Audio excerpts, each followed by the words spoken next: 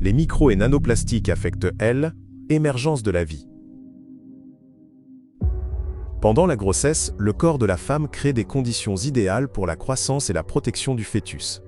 Cependant, même le placenta, la principale barrière entre la mère et l'enfant, est un obstacle à l'épanouissement de l'enfant, ne peut pas empêcher les nanoparticules de plastique de passer. Une équipe de chercheurs dirigée par Antonio Ragusa a fait une découverte historique en détectant pour la première fois des particules microplastiques dans le placenta humain.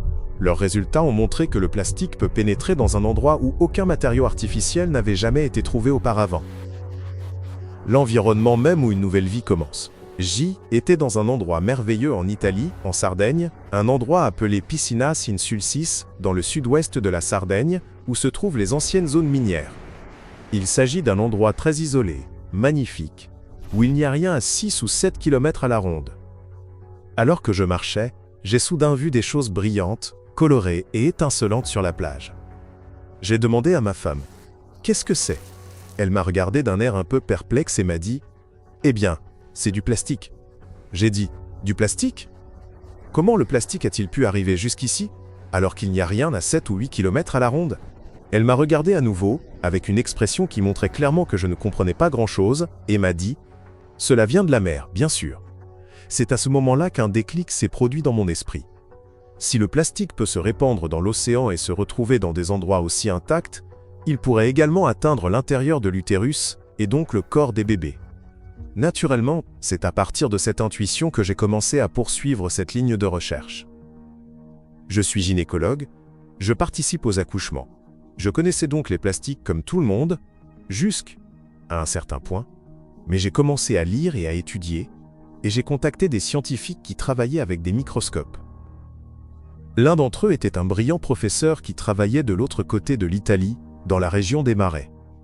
Elle a utilisé un microscope à Ramen, qui permet d'examiner les tissus et de déterminer s'ils contiennent des matières plastiques. Par souci de simplicité, nous l'appelons désormais plastique. Mais bien entendu, le terme « plastique » couvre un large éventail de matériaux. Il existe des dizaines et des dizaines de plastiques différents.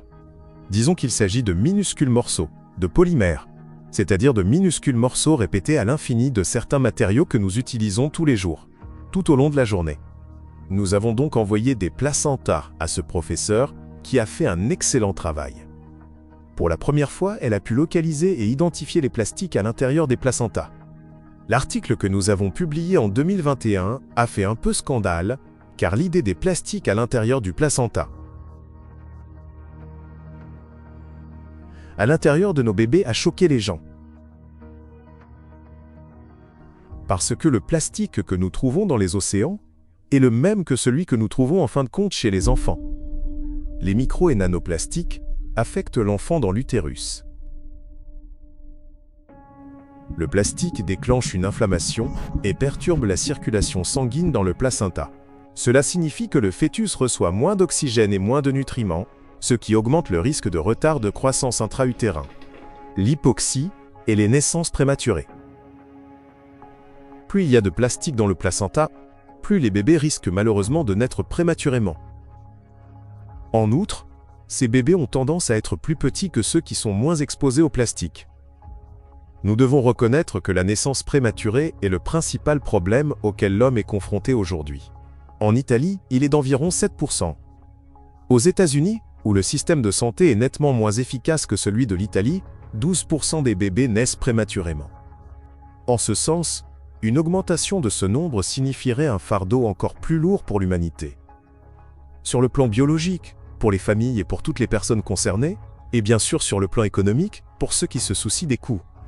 Nous savons que ce pathologiste peut être absorbé par ce pathologiste en passant par le placenta et se retrouver dans l'embryon, et indique donc que dès le début de la vie, nous sommes également exposés à l'embryon. La charge électrostatique véhiculée par les nanoplastiques est particulièrement dangereuse pour les tissus embryonnaires, où même des perturbations mineures peuvent entraîner des anomalies de développement. En d'autres termes, les nanoplastiques commencent à nuire à l'organisme de l'enfant dès les premiers stades de sa formation. Au cours des 2 dernières décennies, les médecins ont constaté une augmentation alarmante des malformations congénitales. Par exemple, des chercheurs chinois ont constaté qu'en Chine, le taux de ces défauts a presque triplé. Des tendances similaires ont été observées dans d'autres pays. La gastroschisie est l'une des anomalies congénitales qui se développe le plus rapidement chez les nouveau-nés. Défaut de la paroi abdominale antérieure, dans lequel des boucles de l'intestin et parfois d'autres organes font saillie à travers une ouverture dans la cavité abdominale. La prévalence de cette anomalie a augmenté au cours des 3 dernières décennies. Par exemple, aux États-Unis, entre 1995 et 2012, le pourcentage d'augmentation de la gastroschisie variait de 68% à 263%. Et un nombre croissant d'enfants naissent également avec des hypospasies, une condition dans laquelle l'ouverture de l'urètre chez les garçons est située dans une position anormale.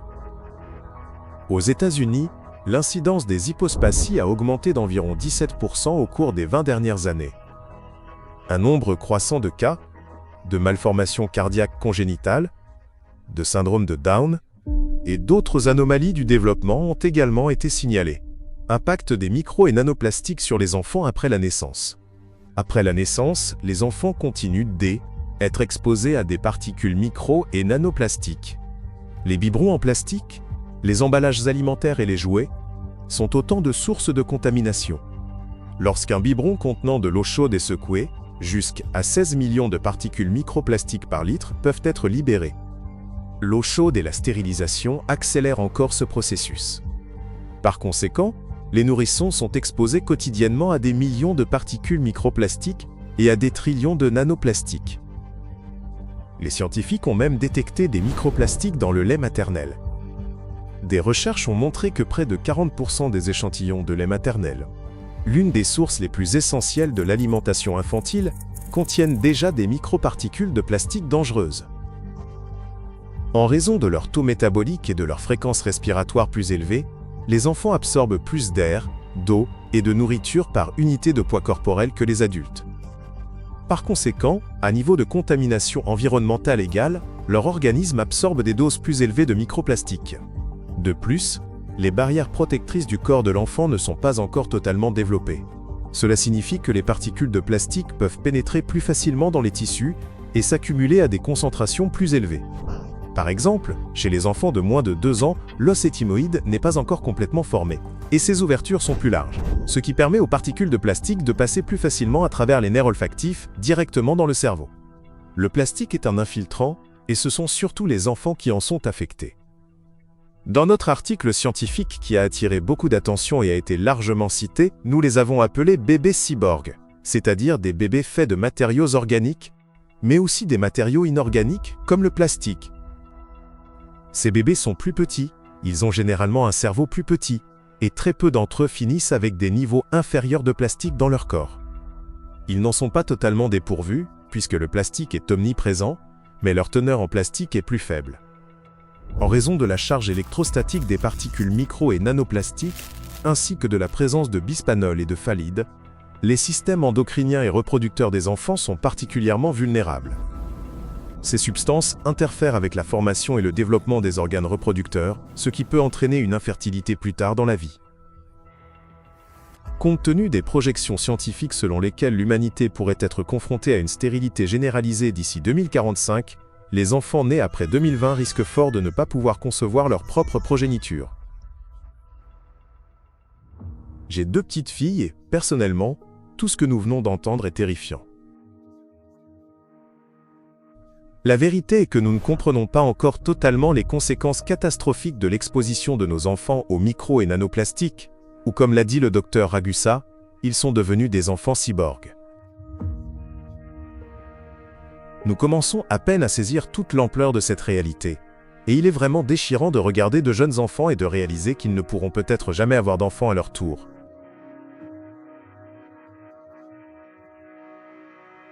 Sans compter que leur vie est déjà en danger aujourd'hui. Le système immunitaire est également menacé. Dans la petite enfance, il apprend encore à distinguer les amis des ennemis. L'exposition aux microplastiques peut perturber ce processus, augmentant le risque d'allergie, d'eczéma, d'intolérance alimentaire et même de maladies auto-immunes. Mais elle a aussi des conséquences à long terme. La programmation cellulaire détermine des maladies qui se manifesteront ensuite à elle, âge adulte, c'est-à-dire à 40 ou 50 ans.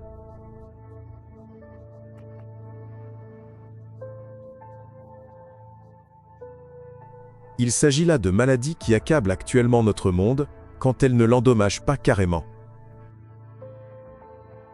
Il s'agit des maladies dites non transmissibles, à savoir l'obésité, l'hypertension, le diabète et le syndrome métabolique.